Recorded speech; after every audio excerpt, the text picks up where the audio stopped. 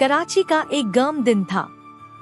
समंदर की हवा हल्की सी चली और शहरी क्वेट के लोगों ने आम दिनों की तरह अपनी जिंदगी चलाई। लेकिन इस शहर की सड़कों, इमरेटन और गलियों में एक शख्स की रूह महसूस होती है, मोहम्मद अली जिन्ना, वो आदमी जिसने एक ख्वाब को मुल्क बनाया। जब जिन्ना सिर्फ एक छोटा सा लड़का था, उनके वालिद उनको अक्सर कहते थे, बेटा, अगर मेहनत और ईमानदारी साथ हो तो अल्लाह कामयाबी की राह आसान कर देता है। जिन्ना ये बात दिल पर ले लेते। स्कूल में वो लाजवाब तहकी सोच रखते। हर सवाल का जवाब, हर बात का दलाली तरीका, जैसे किस्मत उन्हें किसी बारी मंजिल के लिए तैयार कर रही हो। सिर्फ 16 साल की उम्र में जिन्ना इंग्लैंड चले गए, एक अनजान मुल्क, अनजान जिंदगी। बारिशों, ठंड और मेहनत भरे दिनों में उन्होंने कानून की तालीम हासिल की। कई रातें लाइब्रेरी में गुजर गई। एक रात वो खुद से बोले, मैं सिर्फ लॉयर नहीं बनूं जिए, मैं अपने लोगों के लिए आवाज बनूं जिए।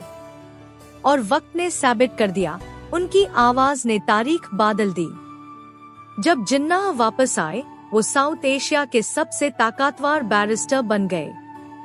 उनका अंदाज, उनकी सोच, उनकी बात, सब में एक कुदरती इज्जत थी। लोग उन्हें द जेंटलमैन लॉयर कहते थे। लेकिन उनके अंदर एक बेचैनी थी, एक जज्बा कि वो सिर्फ अदालत में नहीं, पूरे कौम के लिए खड़े होना चाहते थे। जिन्ना मुस्लिम लीग में आए और जल्दी ही समझ गए कि हिंदुस्तान के मुसलमानों को एक सेफ सियासी पनाह की जरूरत होगी।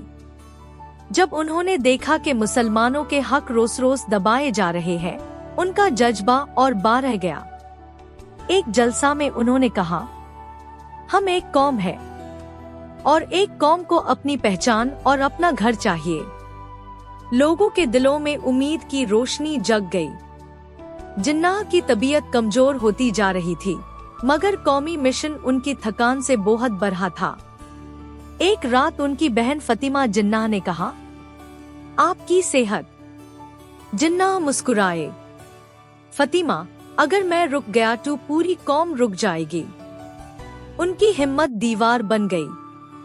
मीनारी पाकिस्तान की जमीन पर वो तारीख लिखी गई जो दुनिया ने कभी सोची ना थी, पाकिस्तान रेजोल्यूशन। जिन्ना ने अपने लफ्जों से पूरी कौम का रुख मोड़ दिया। लोगों ने पहली दफा यकीन किया कि हाँ, अलग मुल्क मुमकिन है। 1947 का दिन।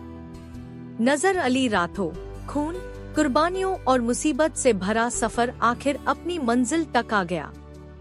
जब क्वेद-ए-आज़म ने कहा, पाकिस्तान का मतलब क्या? एक ऐसा मुल्क जहां इंसाफ, बराबरी और आजादी हो। उनकी आवाज में वो ताकत थी जो किस्मत को भी बदल दे। आजादी के बाद मसैल पर मसैल।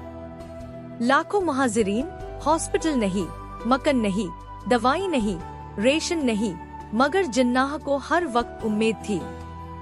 उन्होंने कहा, पाकिस्तान हमेशा रहेगा और दुनिया को दिखाए जिए कि मुसलमान किस तरह अपनी मेहनत से कौम बनते हैं।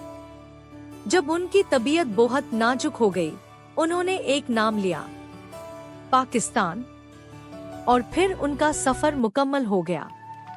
लेकिन उनका ख्वाब अभी भी जिंदा है। हर इमारत, हर परचम, हर रूह उनका एहसास महसूस करती है।